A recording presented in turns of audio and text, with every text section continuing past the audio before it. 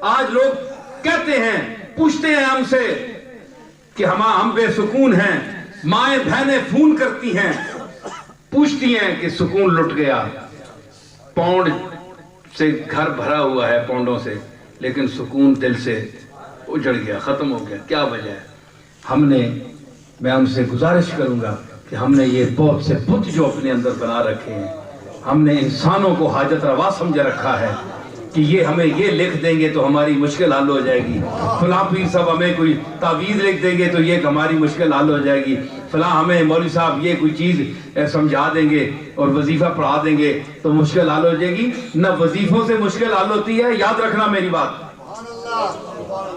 نہ وظیفوں سے مشکل حل ہوتی ہے، نہ تعویذوں سے حل ہوتی ہے۔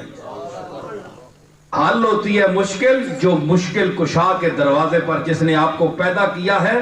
اس کے دروازے پر رسولوں کا عقیدہ لے کر سجدہ کرو۔ جو مقدرات کو بدلانے والا ہے، تبدیل کرنے والا ہے، وہ تمہارے مقدر کو وہی بدلے گا، وہی بدلے گا، کوئی چیز نہیں بدل سکتی۔ اب جو بعض لوگ کہتے ہیں جناب کہ یہاں تو اچھا بھلا تعویذوں کا کاروبار چلا ہوا ہے، تو آپ لوگ بھی درباروں پہ تعویذ دیتے ہیں، تو ہم کہتے ہیں کہ ہم دیکھتے ہیں چلے جی اللہ کا نام لکھا ہوا ہے تو ہم کوئی بری چیز بھی نہیں دیتے، لیکن ہم اس کی قیمت نہیں لیتے، مفت دیتے ہیں۔ آپ بھی اب مفت دیں تو مفت دیں، بے شک دیں مفت، ہے جی، اللہ کا نام لکھا ہوا ہے دیں، لیکن اللہ کا نام بیچنا،